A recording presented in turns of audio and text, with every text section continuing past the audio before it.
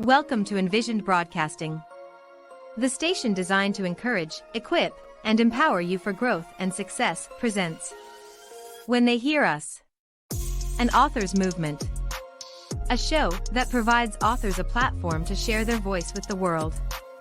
When They Hear Us, with Dr. Tracy Lashley, begins now. Hello, world. You are back to listening to When They Hear Us. I am your host, Dr. Tracy Lashley, the CEO and founder of Bossed Up Leaders Incorporated, a 501c3 nonprofit organization. So when I heard about this book that you are going to hear about today, I had to have these ladies on.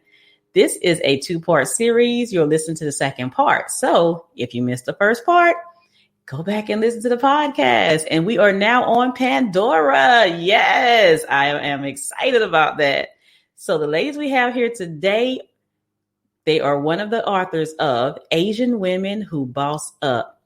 Okay, so having a nonprofit with the Boss Up in it, you know I had to have these ladies on here. And being Asian was a bonus. For one, you don't see this. I have never seen this. So when I was on Facebook and it popped up on my timeline, oh yes, I had to talk to these ladies. And hearing the stories last session, I'm like, I know you are going to enjoy this session as well. So ladies, let's hear a little bit about who you are and what you do. We'll start with Denise. Hello, I am Denise Michelle. I'm in Los Angeles. I'm actually a transformational life coach, RTT hypnotherapist, and self-love expert. And I serve healers. I call them spiritual warriors, healers, spiritual entrepreneurs, and influencers. And I help them get to the next level so we can serve some really amazing things in the world. Amazing. And Claire? Hi, thank you very much for having us on the show, Dr. Tracy. My name is Claire Wimmer. I am Chinese born, American raised, and I currently live and work in Munich, Germany.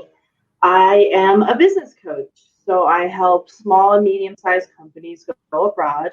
I help individuals step into a more international career. I do this because, well, I've lived in 3 continents. I speak 3 languages, Chinese, English, and German. And and I love, really, truly, genuinely love working with people when they expand their businesses. And that's kind of what I do.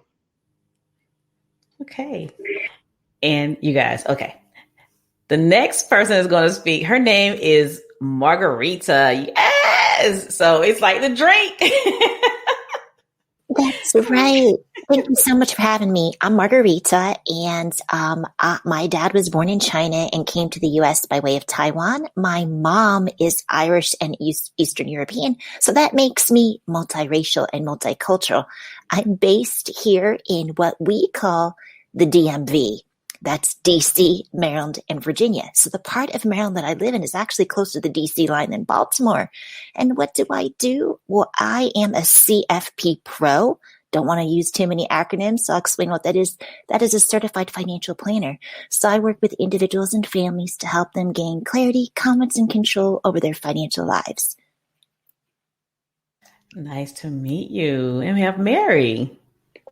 Great to be here. So tickled to be here with all these beautiful women, my fellow authors. I'm pinching myself still that we're all here and that we hit bestseller. My name is, again, Mary D, and I am a Thai American. So my mother is from Thailand. My father is a European blend American. And for work, I am a business consultant. So I do advisory board for a number of companies. One of my favorites I sit as the chair of, and that's thebreasties.org. It's a charity out of New York that supports young women with breast and reproductive cancers to give them support, retreats, and education. Thanks for having me here today, Dr. Tracy. Thanks. Nice to meet you as well. Okay. So you guys, before we came on the air, we had a nice little discussion. Last week, I heard the saying of, I want it to be white, because all I saw was white people on the screen, white people in the magazines. So I thought that is what I needed to be to make it. So what is your opinion on this? I'm happy to take this one first. I'll say this. I'm half Caucasian and half Thai. So for me, I feel like I got the best of both worlds, but I still definitely experienced racism. I grew up mostly in Texas, and I can tell you that at the time and at the location where we were, like the school I went to, for example, was all Caucasian kids. So to them, they weren't sure what I was. So through most of my life, because I'm racially ambiguous for the most part, sometimes people know, sometimes people guess. I think I get Hawaiian, I get Filipino, I will get exotic white girl. I've probably had the gambit. I'll tell you guys, I was cast in a movie from a actual Hollywood casting director when I was 20 years old because she thought that I totally looked like I could be a child of a half Black and half Asian child, and that was exactly the person she was looking for this role. She wanted a mixed race, and it was funny to me because I said it is true that it's whatever a person beholds you as, it's their perceptions. And so I think that's such a big piece of being able to look at things. And for me, I know that I am really coming into my own of really owning my Asianness. So when I say that, I mean that like I'm really proud to say I'm an Asian American author. I'm an Asian American leader. I'm an Asian American philanthropist. Like those are things that feel really good for me because I want people to know, like I want to own that, and I want to let people know that we're not all stuck in this minority myth where we're just quiet and we're behind the scenes. Like we are here and we're letting our voice be heard, and we're opening up the doors to let our other people see our culture and understand that there are different cultures even within the mix of whatever you identify with culturally from your Asian background. So I'm excited that we're sharing our voices, and I'm excited about really, really owning my Asianness. I think I would like to also add to that a little bit about being Asian. I am 100% Asian. And I think being white to make it, I've heard that many, many times because my background is finance. I used to do investment banking and I did trading. That was my job. I worked on Wall Street. And I had it was a very misogynistic, very male oriented position in general, no matter where you go. And I think as an Asian woman, it's actually helped me. So if you look at, there's recently a big conversation about how women are paid. And what I am speaking of is being an Asian woman and not an Asian man. That is a very different topic. Being an Asian woman has the ability to push. We have the ability to push and we have the ability to make money just as much as a white woman does. And there's all these research that does that we are considered, as Asians, we're considered the model minority, and we are considered the good minority. And this is something that I also grew up with really facing because I went to prep school near Baltimore.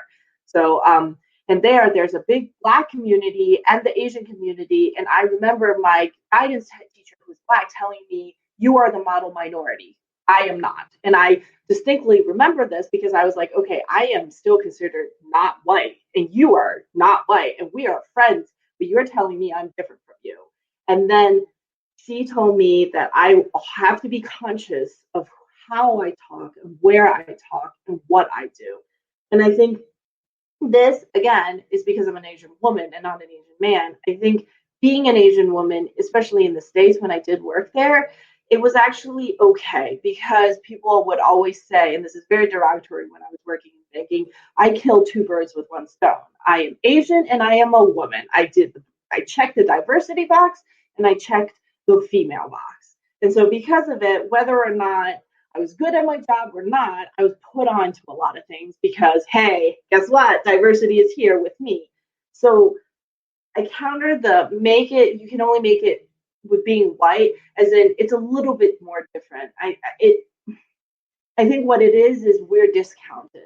That's my personal opinion. I feel like as an Asian woman, especially in the banking world that I lived in, the consulting world lived in, I am discounted because I am a woman first, and then I am Asian. And in Germany, where I live right now, and the sexism in Europe, where I feel it's a completely different story. And it just, sometimes I don't know. I feel so much luckier to have worked and lived in America than I do than the rest of the world. Because I think being Asian women in America has actually been quite luxurious compared to the rest of the world. In Germany, the UK, all the places that I've worked in. That's my personal opinion. Do you have to be white to make it? I don't know. But I do know that at a certain point, it doesn't really matter if you're white, black, or Asian. It's the fact that you're not a man. And I think that is the big issue for me, as at least. That's my personal opinion on that one. But yeah, okay. I'd actually love to chime in on this. I can relate both to Mary and Claire. I didn't mention it before, but I'm half Filipino, half Italian. And in the early 80s, when I was a little girl, we lived in a small town in Washington State, and it was extremely prejudiced. That was the first time that I had realized that I was different. I was told I was different, and my sister, we were treated differently. And I remember checking on the boxes that I was white because I wanted what I thought was the opportunity. It wasn't until I was a teenager when my sister and I literally had a conversation. We're like, we're not white. We're Amerasian. We're Eurasian, you know? So we would start, we're actually a minority here. And it did help us later on in life when we were, applying for scholarships and grants and things like that, going to school, because we were the minority. And we were able to, we were given a hand up in that way, but by no means was it easy because we were different. And, like Mary, in I went to a lot of different schools. I moved a lot. So in my first high school, my sister and I were the only Asian kids there. There was one guy and his brother who were half black, half white, and we were like the ethnic kids. So we really stood out. So it's just been really kind of fascinating to see the evolution of how, in parts of my life, I felt shame for being a mixed kid. Where I, didn't really embrace my Asianness, also because of what I saw in my mom, who is Filipino, and the things that when she would have emotional outbursts and I was embarrassed by her, or things were going on in my family behind closed doors that I just didn't want to talk about, and I just felt really shameful in a lot of ways.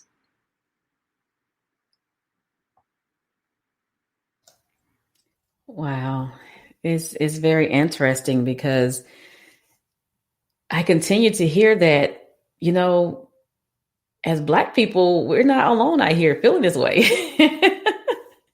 I'm like, man, I just never thought that Asians were going through the same things or similar things than we went through, because all you see are, the success of Asians.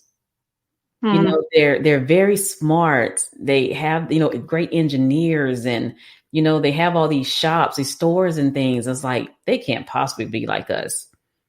Wow. And I'm so glad that I'm having this conversation with you.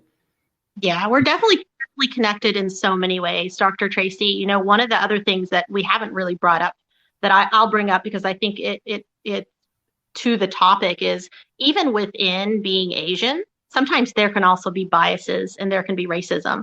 I very distinctly remember my sister was actually deeply scarred because I have a sister who was actually full Thai, and she was dating a Korean man. And so he was in the church and they were really compatible, and really, he wanted to marry her. And his mother said, well, she's not Korean, and I need you to marry a Korean. Like, we want to keep the family Korean. And it was really offensive because for my sister, she's like, gosh, like I'm Asian. Like at least there should like, if you're gonna, have a rung of qualifications, you're telling me that just even my being Asian is not enough for you. Like I have to be a very specific type of Asian. And I just remember how like damaging that felt for her because it still brought about those feelings of you're not good enough. And I think that's really what it all boils down to, right? Whatever kind of racism we might experience or sexism for that matter, it all just feels like, hey, you're not good enough. And that's really what that underlying message is. And so we're all trying to get out of that. How do I really know who I am? And how do I also see the genuineness and have compassion for other people to say, let's meet each other where we're at and not see some of these blinders that can go on when it comes to things like race and religion and politics and those types of things. Dr. Tracy, I loved the question. I'll just weigh in here myself that, you have to be white to make it. I think the first thing to decide is we need to define what we mean by make it. The other challenge that I think we have probably all experienced is Asians, Black, Caribbean American, African American. We generally, yes, there are nuances and differences, but our cultures are more collectivist, but yet America is an individualist society. And so sometimes we are taught, just put your head down and work, don't draw a lot of attention to yourself. And then when we go out in the world, people are like, oh, we might get, what Claire was saying, overlooked for promotions because we didn't speak up enough. So that stereotype can work against us. So what's the solution? Just what we're doing right now, talking about it, because it's just like my dad said, just because you talk about something does not mean you're making the problem worse. And if you don't talk about it, it doesn't mean that it's going to disappear, but it starts with awareness. Wow. Yes, that is a very strong statement. Everything starts with awareness. And what you ladies are doing right now, you're showing the world we are more than, the hair stores. We're more than the finance people. We're more than, standing behind our husbands. And even as Black women, we have the same thing. It's we're always taught to be seen and not heard. Let the man speak. Let the man be in the front. And now having you ladies write this book, putting yourselves out front of everyone saying, hey, I'm Asian. I am here and you will hear me. I just got chills, you guys. Oh my goodness. Wow. Well, we're breaking through a lot of those old norms, right? These old norms of like that our grandparents had deep-seated even DNA, right? Because it comes up in a lot of times in religion. It comes around in societal norms. It comes to play in like the older movies. Can you guys imagine like some of the things we see on TV today are so different than what was even on TV 20 years ago? There are things that shows that would not fly today that flew 20 years ago. But that just tells you like it wasn't that long ago. It wasn't that long ago that these were very much the norm. And even with divorce, and I'm not sensationalizing divorce by any means, but that was a very big shame factor, right? It was like, no, just suffer through whatever you're going through because it's shameful to get a divorce. Whereas now you actually hear other, modes of thought, which are, gosh, like, no, you deserve respect and you deserve love and you deserve all the good things that you want. And so mutually, you should be able to come to the table with that. And if you can't, then maybe there is an acceptable reason to be independent or to not stay married or to uncouple. And you even see people doing that in really healthy ways where they're still co-parenting really well, or they're actually able to still leave as friends. And so you just have this dynamic of things that have changed in a really short amount of time. So I feel like we really are blazing the trail on some of this, because especially with the fact that we are so connected all by media, social media, and this World Wide Web, we're not just a small community anymore. We're a community of the world. And so it's a big stage. And now all these things get to come to light, and we get to have real conversations and let people know that they're not alone and that they can really step into the light and talk about these things that might have felt shameful or might have felt not good, and things that might have been the old norm, but that there's a way that we can hit the reset button and create new patterns. And I think that's really what this next kind of chapter is about. It's about how do we all help create new patterns that are uplifting and feel good and really allow people who haven't been seen and heard to be seen and heard. Wow. Yes. I would love, this brings me to tears actually, because Dr. Tracy, I just lost my mom to COVID, and her life was just suffering, and it hurts my heart so much that here we are making way, and I know I'm her legacy, but I think about, Mary's talking about divorce and, people staying together because it was shameful to get divorced. And that's what my parents did. And I watched my mom suffer. And I don't think she ever truly knew happiness. And this is what we are here to change, because this is so deeply rooted. This goes even beyond my mom. This goes into my grandparents and their parents, and and all of this stuff that it comes down to. It goes into mental illness, which is what I was born with. I was born with something called borderline personality disorder, because all the anger, all the pain, all the resentment, all the stuff, when it doesn't get channeled out of your body, it continues to keep going in your DNA until somebody breaks the cycle. I chose to break that cycle, and it wasn't easy. And I really look at this, and this is a paradigm, right? We are making way for something that is, yes, it's new and improved, but we are doing a lot of healing by having this conversation. Wow. Yes. I'm sorry, I had to get my composure back, you guys. Yeah. And, first of all, I'm sorry about your mother. But you know what? She is right here with you. She is smiling. She's with you. And when we talk about, divorce being shame, my husband was in the military. He actually retired after 20 years, but after about the 10-year mark, 10 years of our marriage, we ended up getting divorced. Well, I actually wrote in an anthology and stated that the military stole my husband, because he was always deployed and things. It's like we, just why stay in it anymore? So I divorced him, which was very, very hard. And especially for him, because his family stays together. They don't get divorced. Like, what do you mean get divorced? But 6 years later, we remarried. And, people are like, are you crazy? No, because the military really separated us.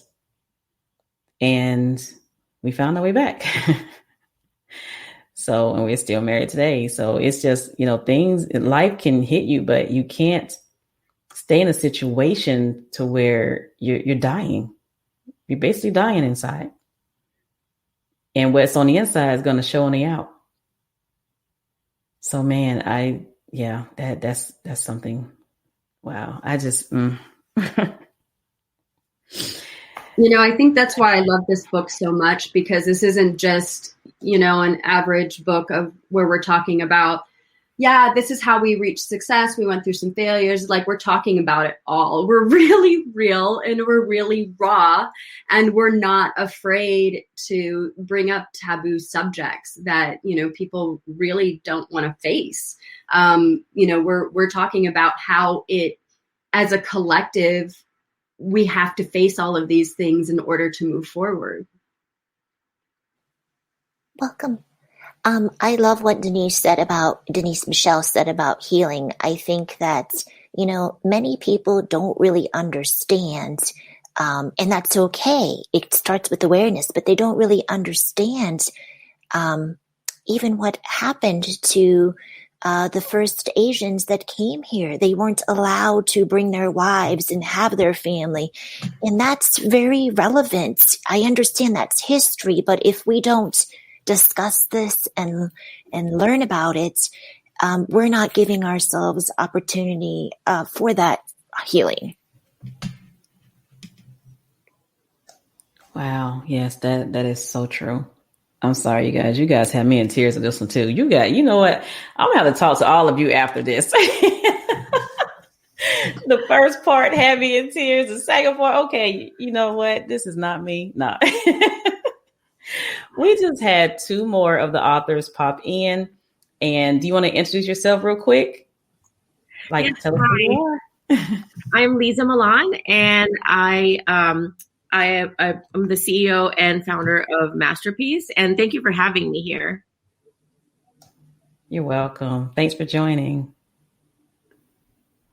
Hello, Dr. Tracy. Hi, everyone. I just saw the message in the group and said, oh, it was today. And then I saw Lisa's message. Oh, then she said, I said, oh, I have to just hop in here. It is okay. So my name is Vibha Sharma. I'm a holistic, spiritual, conscious business and mindful leadership coach. And I'm CEO and founder of Cosmic Ways Holistic Life Coaching. So glad to be here with all of you ladies. Yes, thanks for joining. We were just discussing basically about one of the authors last week mentioned how she wanted to be white. And then we started talking about the mixed race. So do you guys have any input on that? Have you ever had that feeling that you had to be white to make it? Or you have any challenges of mixed race? Fortunately, I never encountered anything like that. Wow. You know, yeah, I have all kinds of clients, like, Chinese, black, white, all colors, and I love all of them. And same here. Actually, I'm Filipino and part Spanish, and I never really had an issue with it because I always had put a stand because I worked corporate my whole life. And so, again, it's like most of the executives, most of the leaders are men. And so I always had to really stand out of everyone to make sure that I'm heard because I'm a woman. And not only that, I'm also a different race and what it is of what they're expecting of. But it didn't really bother me or anything. Wow. Okay. So you guys were fortunate. I was telling them I have two nephews. So they're Filipino and black. And one of them looks like Tiger Woods and he even plays golf. I was like, he's just such a cutie. So we are going to take a quick break, and we come back. We are going to let the ladies tell us about their chapters. Be right back. Dr. Tracy Lashley is the voice of the oppressed and master of teaching the transformational steps from pain of trauma to the power of a survivor. Destined for the shape-shifting ability to step into thriving beyond trauma. She has survived welfare, single parenthood, divorce, military spouse life, being broke, living with bad credit, borderline homeless, not being able to feed her children, just simply struggling to survive for her and her children. If you can relate and wish Dr. Lashley to assist you, contact her today by sending an email to info@drtracielashley.com or by going to her website at drtracylashley.info. Dr. Lashley is an expert teen culture strategist who educates leaders on techniques to harmonize family and work life while developing dynamic and productive teams. After being raised underprivileged, becoming a single mother of two, Dr. Lashley married an Army soldier who deployed to Afghanistan, Iraq, and Korea 11 times during his 20 years of service. She was forced to raise 3 of 5 children essentially alone. As a working mother and college student for 10 years, she had to find a sense of balance while juggling her children's activities and not losing herself in the process. She now helps working mothers and women in leadership positions harmonize their life while creating dynamic and productive teams at home and work. Are you ready for Dr. Lashley to elevate your teams at work and home?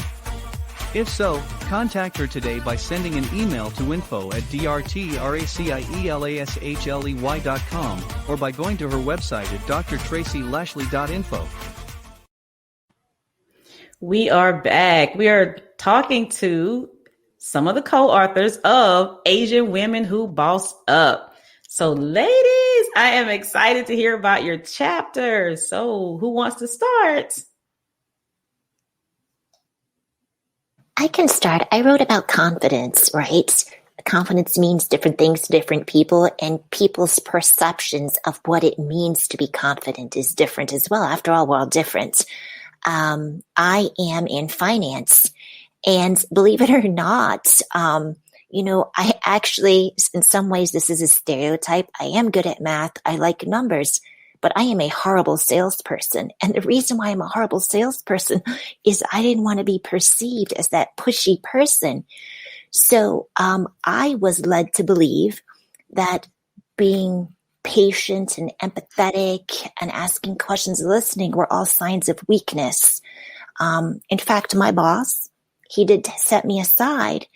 And when I tell this story, I actually get a little bit emotional. At that time, I had 2 children. I now have 3. I had a 3-year-old and a 1-year-old. And he said to me, he's like, Rita, you may want to think this. You're a lousy financial planner. You don't know how to sell. You spend too much time asking questions and listening. And I actually didn't cry or melt down. I am very emotionally grounded. And I said, you know what? He is right. I am lousy for the type of client experience he wants to deliver, the type of people he wants to serve. But for the type of work I want to do, changing the face of wealth and talking about wealth, intergenerational wealth, I need to be who I am. So I learned that we were actually both right. And I decided that I was just going to put my head down, work, and hustle it out. And then when I felt comfortable and confident about talking about this, that's when I was like, you know what? Let's go. Let's boss up. So in my mind, bossing up means having the courage to speak out, even if it's painful. I love that. I love that so much, Margarita. I think my chapter is actually around overcoming adversity, which I believe every author here has bits of that in their story. It's really about overcoming those adversities. For me, it was also like a lot of reflection and looking back and saying, I've had a really successful, 20 plus year career, but then comes this time of my life where I not only lost a 6-figure business and an 8-figure business, but I got diagnosed with breast cancer.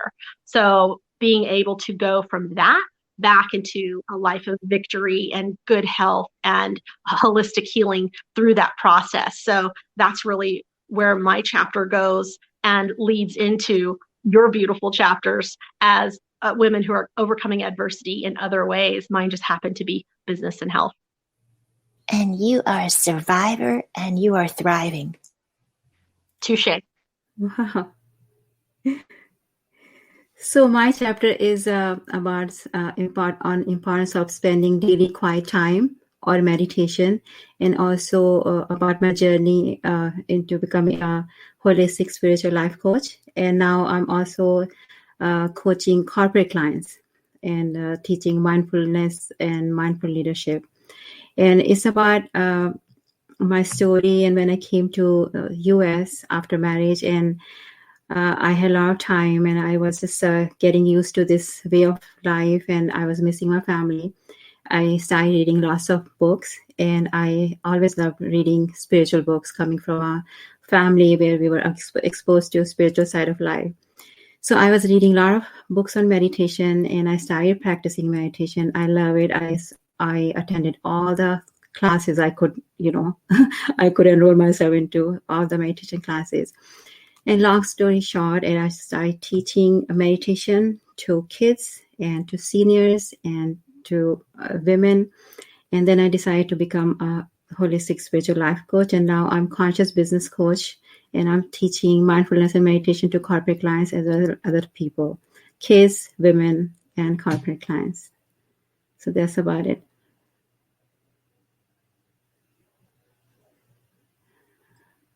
Well, I guess I'll go next. So my chapter is really about authentic and self-healing, self-love. I mentioned a little bit earlier about being born with borderline personality disorder and having a mental illness and really debilitating issues growing up growing through my life, anything from suicidal depression, anxiety, PTSD, sexual abuse.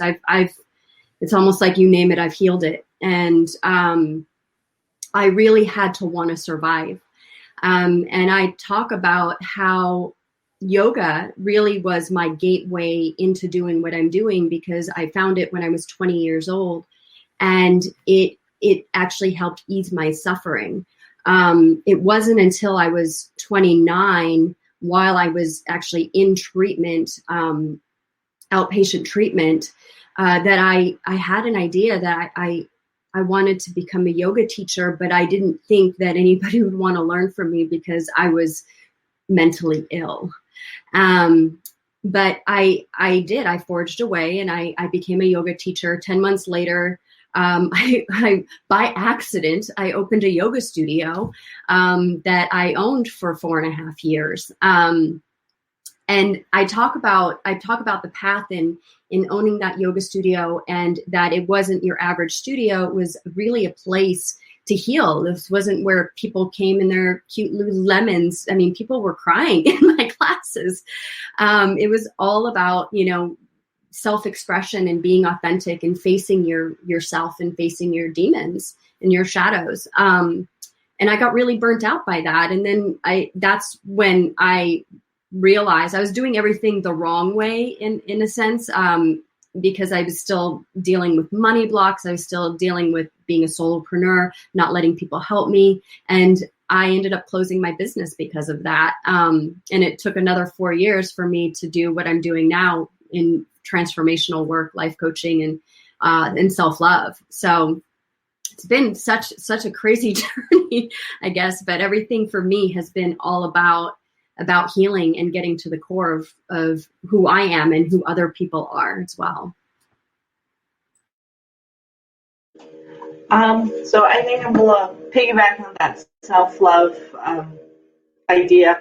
Mine was, my chapter was about being honest with yourself. I am a very classic Chinese immigrant, second generation. My parents moved to the States from China when I was 6, and I was pushed in every possible direction you can think of. And I went to an Ivy League school. I came out, I went into banking, and I did everything I was supposed to be doing. And then I hit a certain age. I was still single. I was working 60 hours a week. I was making wonderful amounts of money, but I wasn't happy. And I walked away from that to find love, move to Germany, where I don't speak German and I don't look German, and kind of just start my life all over again here. And I have my own business, and I'm not very spiritual or I am a business person. I am in consulting and banking. And what I realized and what I do now is I help small companies, small, medium companies, and I help individuals to express themselves.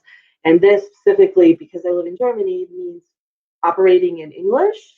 So that's one sector. And for us Americans, we take our ability to speak English for granted. And as Asians, a lot of our parents probably suffer from the accents and just having to deal with the fact that you don't speak English. And so a part of what I do is I help clients to really embrace that, what there are different levels of English and how they can succeed within their own comfort zone. And my chapter is about be honest with yourself. I work with a lot of individuals who are incredibly senior, but then when it comes to presenting themselves, when it comes to talking about what they can accomplish, they kind of fall short. And that's sad, I think, especially for someone like me who loves to talk. It's a skill. It's something that you can work on. And that's what I want to do. And that's what I want to do for people. Be honest with yourself. Figure out what you can do and then go from there.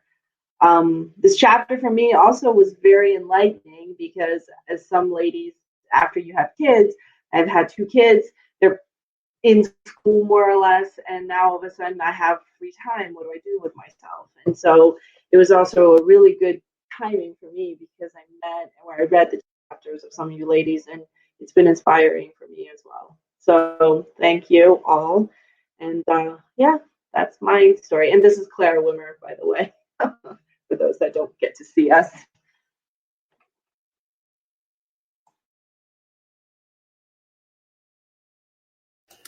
My sister, she has 3 children, but 2 of them, one, took Chinese, and the other is currently taking Chinese. And whew, let me tell you, that is one of the hardest languages. I'm like, how are y'all making it? I'm like, I don't. Chinese. I will be taking Chinese for the entirety of my entire life, and by the time I'm like 90 years old, my mom will still be over my grave going, "Your Chinese is not that good." And it was funny because I asked her, I said, what made you decide to take Chinese of all languages? Because, you hear everybody want to take Spanish, or French or Italian. And they just like, well, I just want to learn it. I was like, okay, wow. Yeah. It was funny. My oldest one, he just popped up. I had to run and open the door for him real quick. And he's going to get me for this. And I said, yeah, I said I'm interviewing some ladies. They wrote the book, Asian Women Boss Up. And he's like, my kryptonite. I said, what? I'm like, oh, goodness. So if he listens to this, he's going to get me. Oh, man. So what is a nut? Should we sign the book and send it to him, Tracy? Oh, man. He would probably have a heart attack. He's like, oh, man. Oh, goodness. That was the first time I ever heard of that. I'm like, okay, I just learned something new. Thanks, ladies. So what is a nugget that you would provide from your chapter?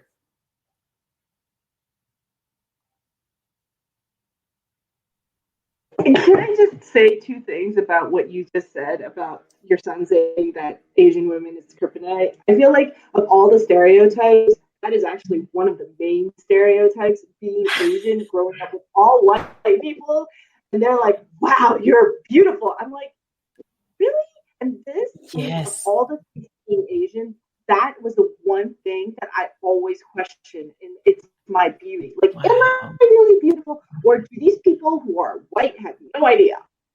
Like that, I think if you talk about identity, that was something for me that was always like, is this what happened? And like I grew up, I went to prep school and it was very, very blonde.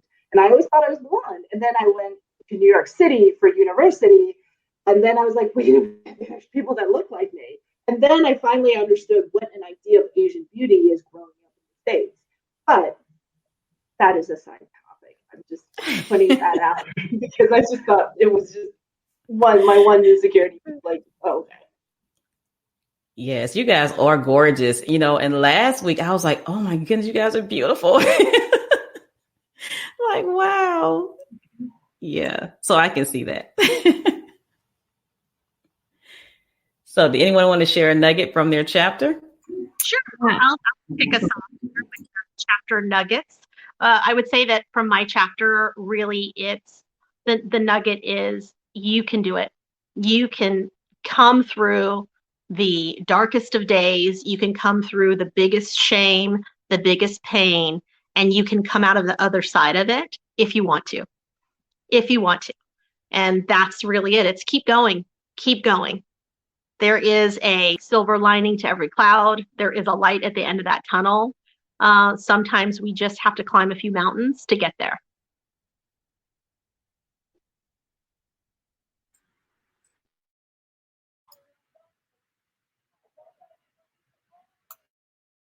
Oh, her mic is on mute. You're muted. I was talking for such a long time and I'm giving you nuggets. Yeah.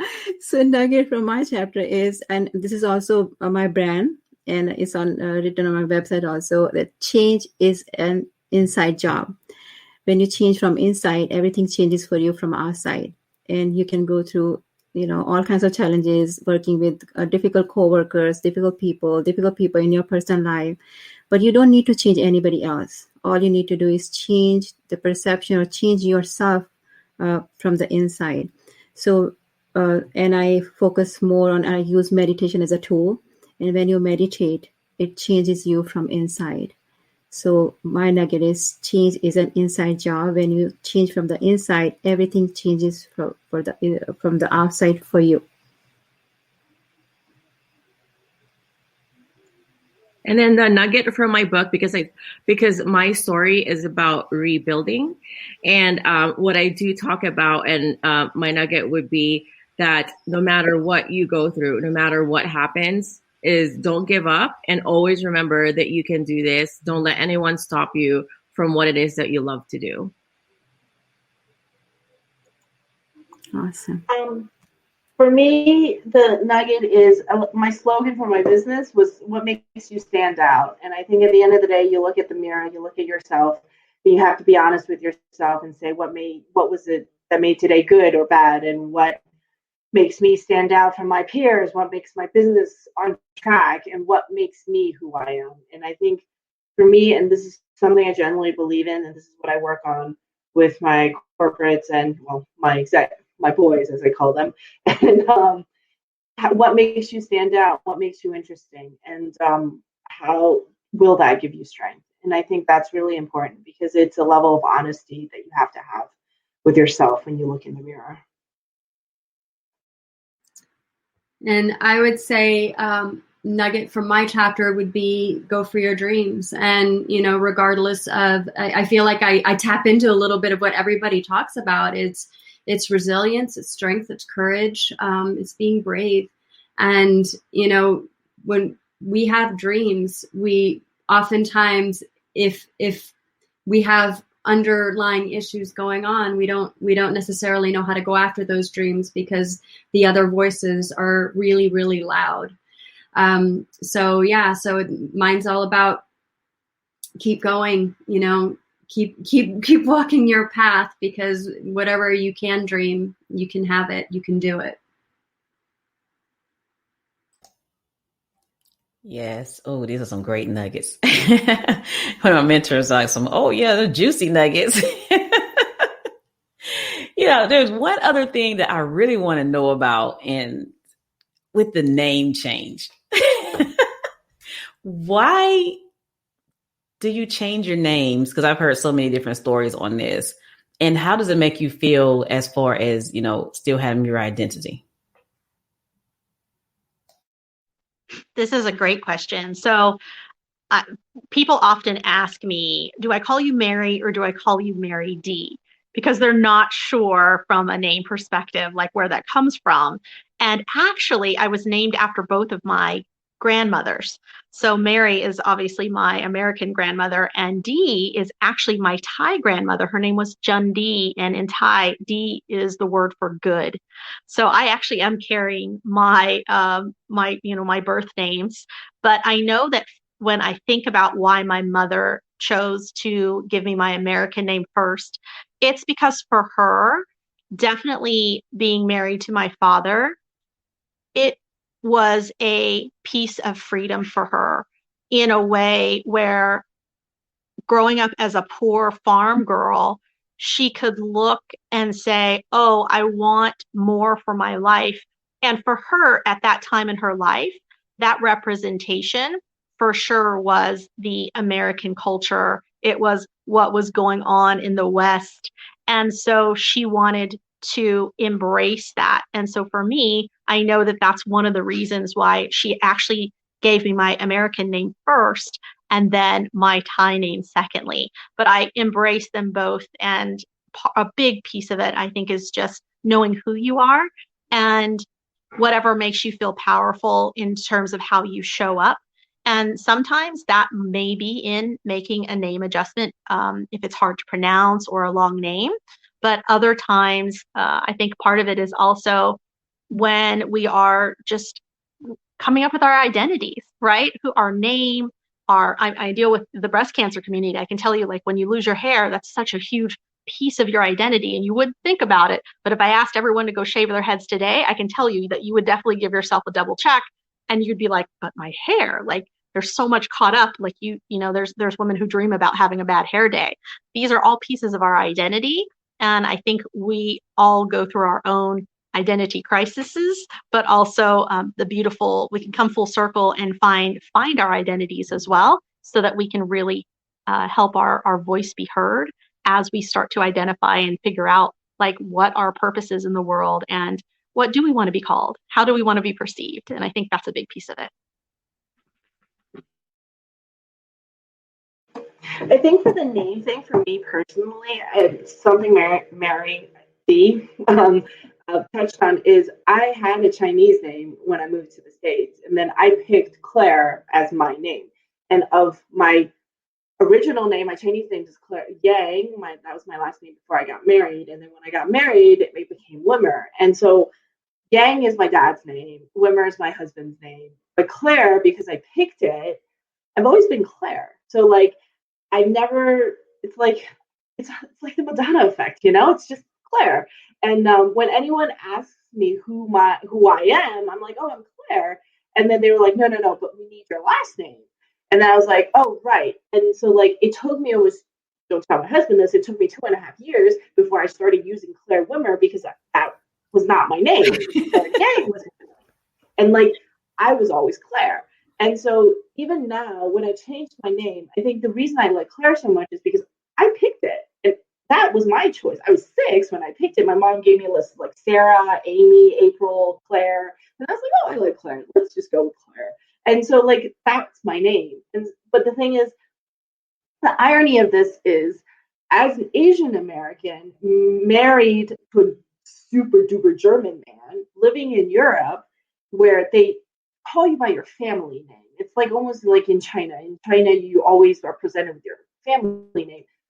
Everyone looks at me, and when they hear the last name Wimmer, they think traditional Bavarian German woman, and I walk up. And so I think what it is like, when I changed my name, I gained a new identity, which is I am my husband's wife. And I am not Asian. I am not anything. I am Florian's wife. And so yeah, name is a funny question to ask, because like I said, I'm Claire. And when I introduce myself, I always just say I'm Claire. And I never use my last name. And yeah, that's that. That's my 2 cents on the name situation.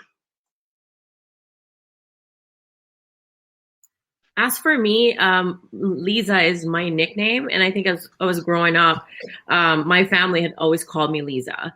My real legal name is actually pretty long. I guess like with Filipinos, they like to use the mom's maiden name as well as, my father's last name. So my real name, I guess, in my birth certificate is Maria Elizabeth Destura Milan. And that's like super long. And so ever since, I was little up to now, I always just tell everyone that my name is Lisa Milan, or Lisa for short. And for me, unlike everyone else, Vibha is my name. My parents named me Vibha, and Vibha means light. And Sharma was our family name. And interestingly, when I got married, my husband's last name was also Sharma. So I was Vibha Sharma all of my life. Okay, you sure you're not related somewhere? No, we are not. We are not brothers and sisters. He's not. Wow, that is such a unique name. Yeah. Wow. And there are a lot of Sharmas actually in India, a lot of Sharmas. But Vibha was my real name, and my parents named me at my birth, and I love my name. It means light. Wow. Oh, that's great. Thank you. You are a light. You are a light. Oh, thank you so much, Mary. So nice. Yeah, and my name, I go by Denise Michelle, which is my first and middle name. And I was actually named after my father. He's Dennis Michael. And so I'm the junior, and I wasn't supposed to be a girl.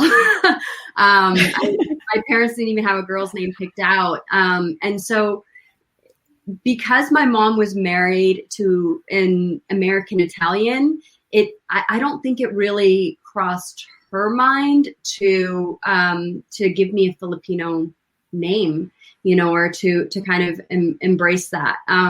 Which I think that there's some aspects of that kind of make me sad, because I never learned the language.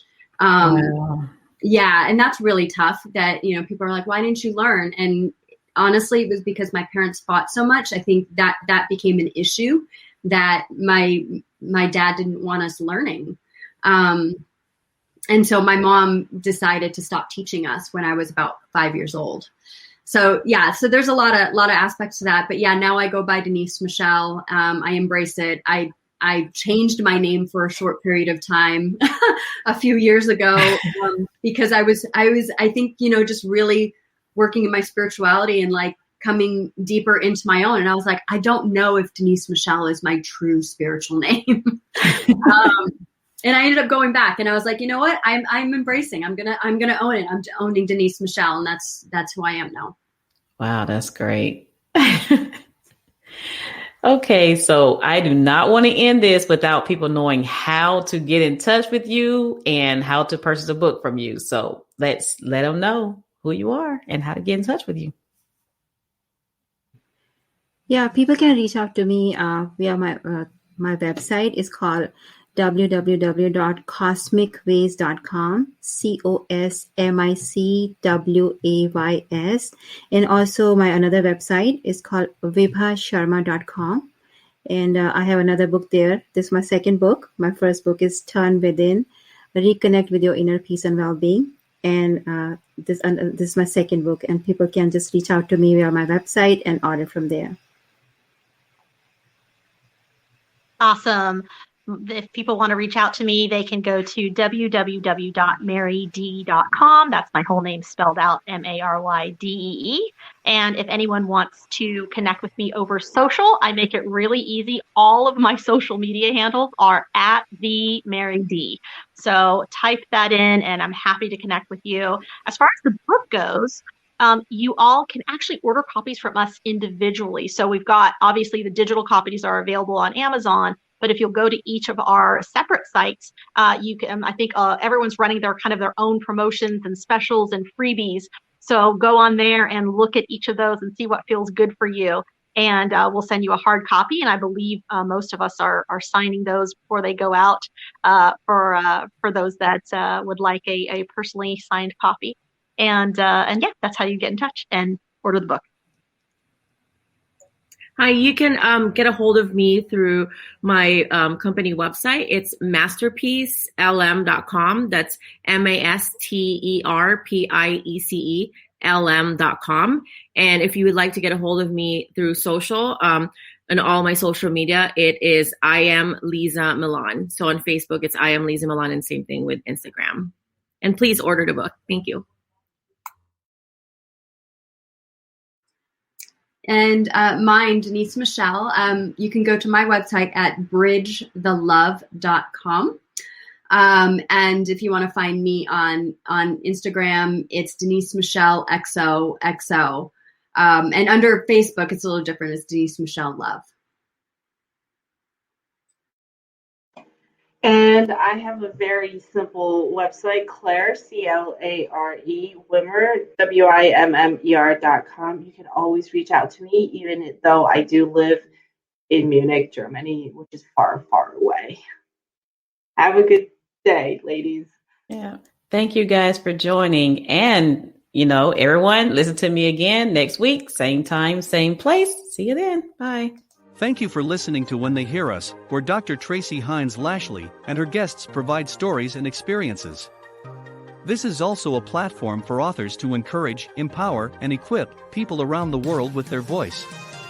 To learn more about Dr. Lashley and her quest to share the voice of powerful writers, go to her website at drtracylashley.info. You may also contact her by sending an email to info@drtracylashley.com. Remember to always intentionally walk in your purpose and strive to elevate to significant